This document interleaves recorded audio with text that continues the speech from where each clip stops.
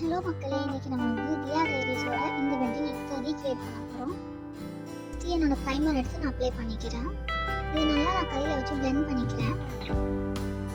இப்போ இந்த பிளெண்ட் பண்ண ப்ரைமர் மேலே ஸ்ட்ரைட்டாக ப்ராடக்ட் எடுத்துக்கூடாது, எல்லாம் அப்படியே ஸ்டக் ஆகி நின்றுக்கும்.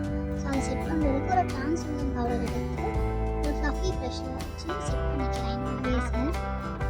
இப்போ ஒரு டெரக்கோட்டா ஆரஞ்சு ஷேட் எடுத்து என்னோட க்ரீஸில் அப்ளை பண்ணிக்கிறேன்.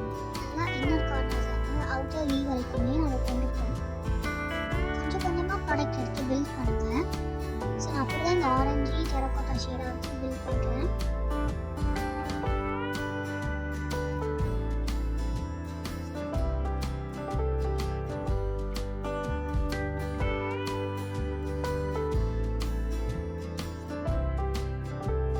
இப்போ நான் ஒரு சின்ன பிளெண்டிங் ப்ரஷ் எடுத்து ஒரு டார்க் ப்ரௌன் ஷேட் எடுத்து அவுட்டர் ஆஃப் த வி வந்து சென்டர் ஆஃப் த ஐஸ் வரைக்கும் அப்ளை பண்ணிக்கிறேன்.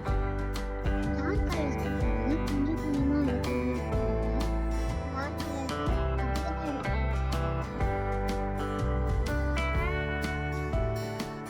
சின்ன சின்ன செக்ஷன்ஸாக ஒர்க் பண்ணுவேன்.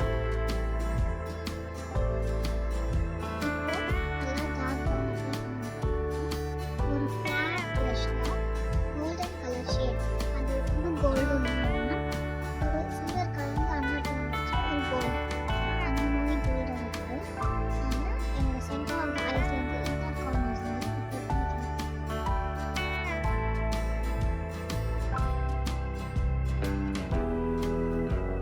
இந்த லுக்கை வந்து பர்ஃபெக்ட் பண்ணி காட்டுறது அந்த விஜுவல் அதுதான் வந்துட்டு நமக்கே வேறு லெவல் கற்றுக் கொடுக்குறது. அதுக்கு முன்னாடி நம்ம இந்த கோல்டு அப்ளை பண்ணுறதுக்கு காஜல் எல்லாம் நான் வந்து யூஸ் பண்ணுறது கலர்பாரோட காஜல், அதை வந்து லேஷ் லைன் மட்டும் வைக்காமல் ஸ்மச் பண்ணிக்கிறேன்.